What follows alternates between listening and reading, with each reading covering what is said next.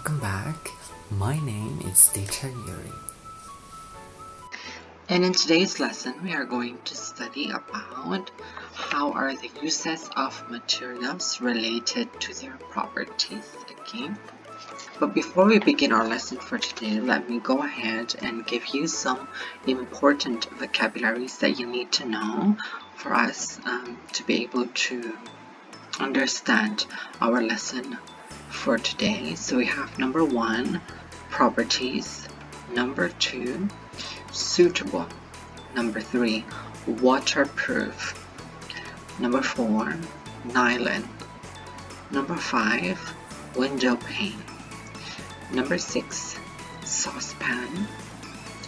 Number 7, steel. Number 8, brass. And the last one is comfortable. Alright, so these words are translated in Thai. Please feel free to pause this video and copy these vocabulary words in your notebook. Refer to these vocabulary words anytime you encounter them in our lesson for today. Alright, so let's go ahead and proceed to our lesson. So materials have different properties, okay? There are materials that are elastic, such as rubber. There are materials that are transparent, such as glass. There are materials that are heat insulators, such as wood. There are also materials that are electrical conductors, such as metal, okay? The properties of these materials affect what they are used for in our daily lives, okay? Their characteristics or their properties are very important for the things that they are used for, okay? These are the questions that we need to consider when we are choosing a suitable material for an object. Number 1, what am I going to use that object for? Are you going to use them as a heat conductor? Are you going to use them as a hair tie? Alright, so it is important that we are going to ask, what are we going to use this object for? Next, we have, what materials or properties does the object need? Okay, does it need to be elastic? Does it need to be waterproof? Does it need to be soft? Okay, so we need to ask, what properties of materials do we need for the object? And lastly, what material has that property? If we need an elastic material, what are we going to use? Are we going to use a paper? I need an elastic material. Am I going to use a glass?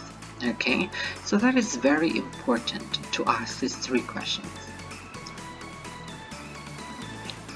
Let's say, for example, when you are going to make a shirt, okay? A shirt is worn by a person. It should be made of soft materials, okay? We don't want the shirt to be uncomfortable, so that it is very comfortable to wear. So cotton is a good material for making a shirt, okay? Why cannot we make a shirt out of a paper? Okay, so we cannot do that because you can easily tear apart a paper.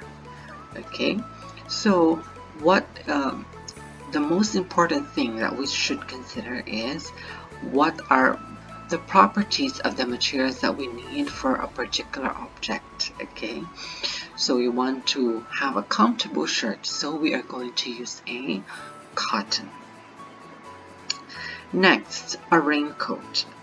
A raincoat keeps a person dry, okay? We use it so that we are going to be dry even if there is rain. It should be made of waterproof, okay? Because rain is liquid water. Material.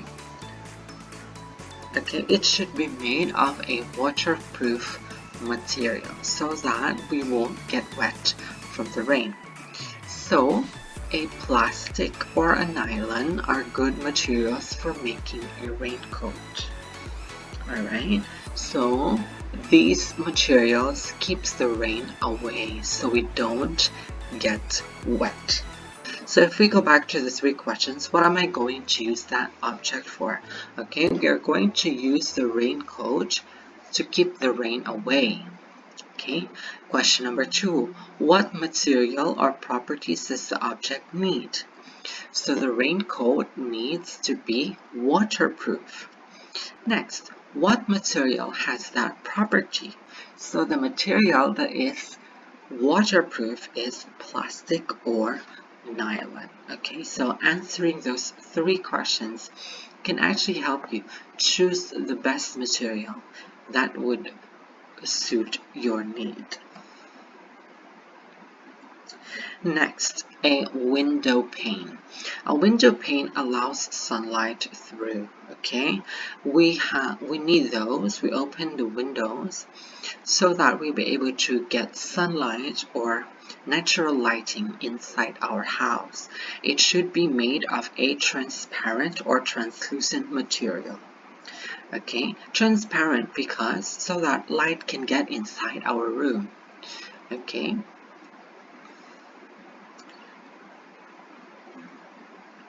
So, what are the benefits of translucent window panes over transparent ones?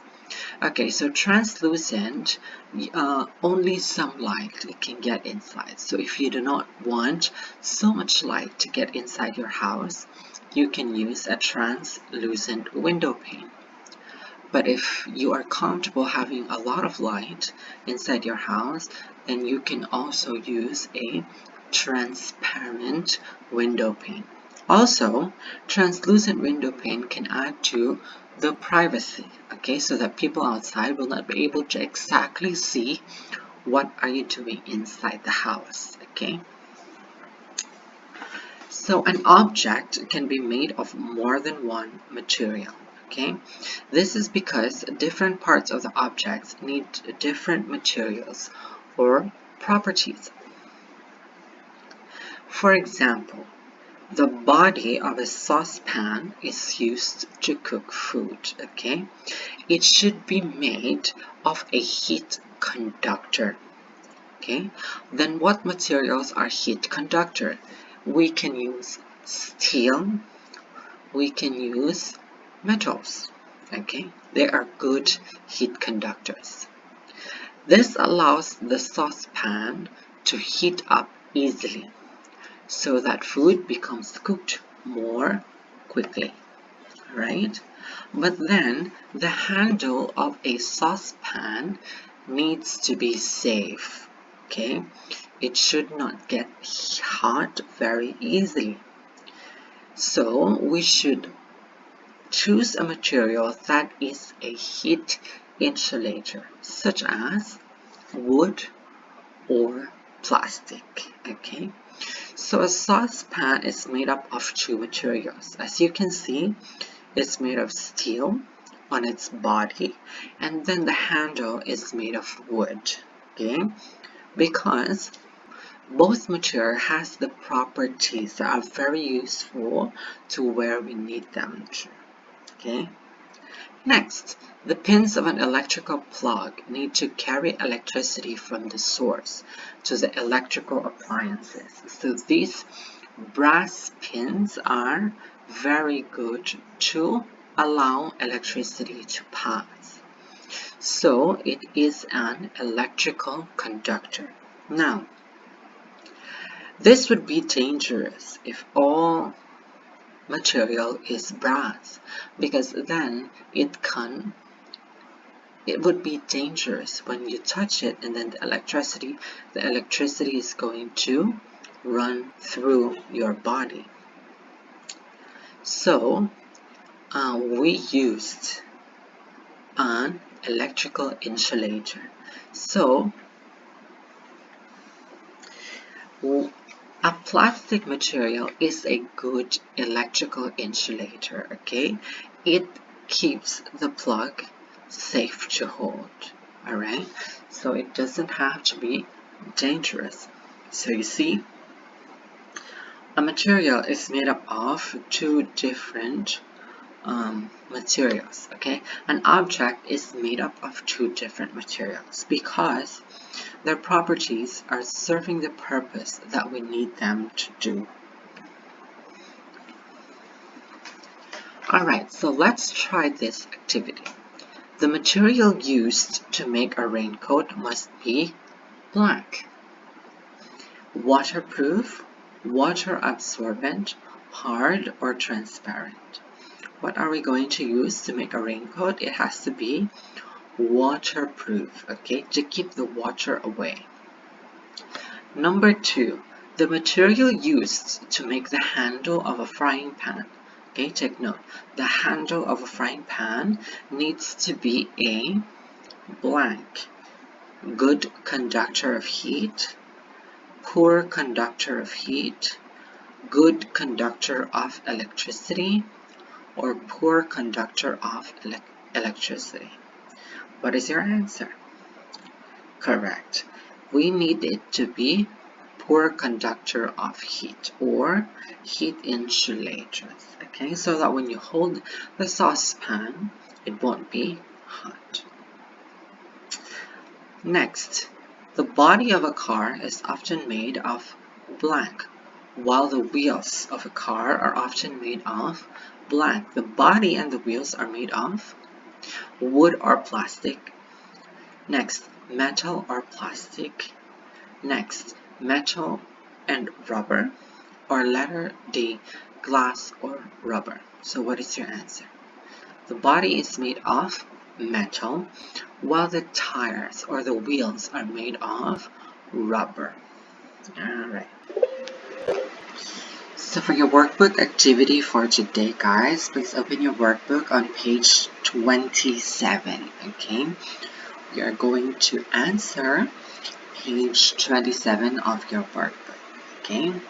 So it is all about the uses of materials. So we are going to state the property that is needed for each part of the objects below, and then suggest a material that has that property, okay? So let's start with this flat iron. Okay, so the plate of the flat iron, what do you think is the property of that plate? Okay, so the answer would be it is a heat conductor, right? It is conducting heat. It is very good, in fact, at conducting heat. Okay, so we are going to write heat conductor. Okay, and what do you think is the material that is good to conduct heat? Okay, so we are going to write is plastic good? Do you think that is plastic, or is it a wood? What do you think? Okay, the material that is good for conducting heat is metal. Okay, so we're going to write down metal. So the property is a good heat conductor, and then the material that is used is a metal. Okay, now let's go to the next one. Now we are going to look at the property and material of the handle of the flat iron. Okay, so what do you think is the property of this material? It is a good heat insulator. Okay? It doesn't allow heat to pass very easily into that material because it is the handle of the flat iron. So you need it to be a heat insulator so that when you touch it, it's not going to get warm or hot very easily. Next, what do you think is the material used for the handle of our what do you think is the material used for the handle of our flat iron? We are using plastic. Okay, so that is our